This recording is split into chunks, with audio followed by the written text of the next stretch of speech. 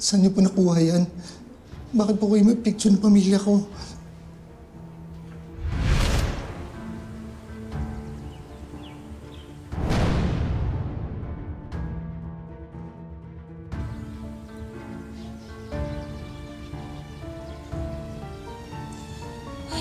Lord, thank you.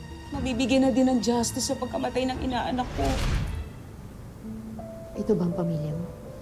Ma'am, parang awan niyo na po. Huwag niyo pong sasaktan yung pamilya ko. Sasaktan? Hindi ko sila sasaktan. Tutulungan ko sila. Oo.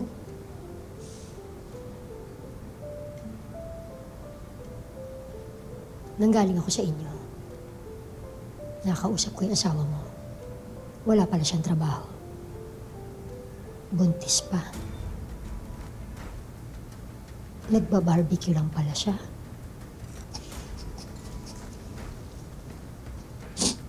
Yung iniwan mong 20,000 pesos.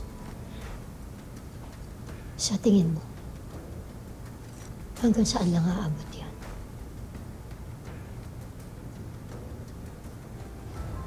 Kawawa naman yung mga anak mo. Kawawa ang mga bata.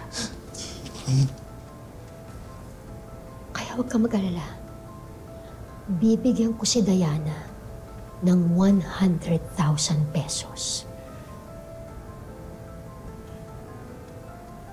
Para makapagtayo siya kahit maliit na negosyo. Hindi ba maganda yun? Hindi niyo naman ako gagawin ito nung walang kapalit. Ano po ba yun? Madali ka naman palang kausap eh. Mukhang nagkakaintindihan tayo. Ka mag-alala.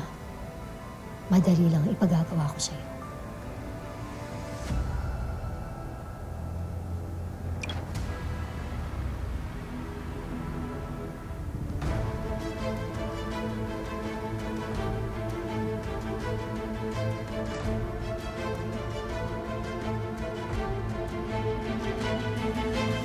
Oy, Andrea, si Jessica nagkatampo na sa'yo. Di mo daw dinadalaw. Uy, hindi ah. Pumunta kami ni Joel, pero pagdating namin, nakaalis na kayo. Sorry. Totoo. Hindi na kami nakasabay sa inyo. It's my fault. Nagpasama ko kay Andrea sa doktor. Sorry. Ako, Joel. Huwag mo nga seryosohin itong pag-uurutan ng dalawa. Ganyan sila maglambingan. Wala naman lambing sa mukha niya. Na Felma? Tito Manuel, may napag-usapan kami ni Andrea. Anong napag-usapan? Feeling ko kasal. Uy, kuya, walang ganun ah. Kuya! Kasal? Ako nang gigig... Nay, pwede bang ano? Napag-usapan namin na kung pwede, magbakasyon tayo sa Laguna kasama si Colleen para makapag-relax siya. Oh, kayo lang. Galing ah. Hindi, lahat tayo. Family vacation. Ay, akin yun. Baka yung sakay delivery ko yun. Order akong dessert eh. Yan, doon ka sa labas. Alam mo, Joel, gusto ko yung plano na yan, ah. Oo, maganda nga yan para kahit paano makalimutan natin yung problema. Uy, di planuhin natin na maayos, Nay. Gusto niyo po this weekend na? Nay? Oo, pwede. Basta isama natin sila Ninang Paz. Asan yung delivery mo? Hey, good evening. Sorry na istorbo ko yata yung family dinner niyo. Attorney, may problema ba? Yeah, well, naglabas ng panibagong statement si Malabanan. He added some details and sabi niya may naalala raw siya na tumulak kay Jessica bago niya ito napanggap. In the description dun sa police sketch, it matched Colleen.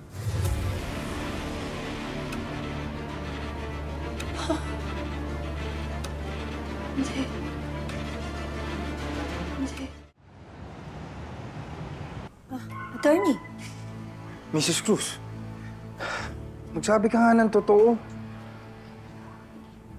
Anong sinabi mo kay Timo nung pag-alis ko? excuse me? Nagdagdag siya ng detalye sa statement niya. Pagkatapos niya mag-usap, tungkol sa tulakan. So? What are you trying to imply? Na inutusan ko siya?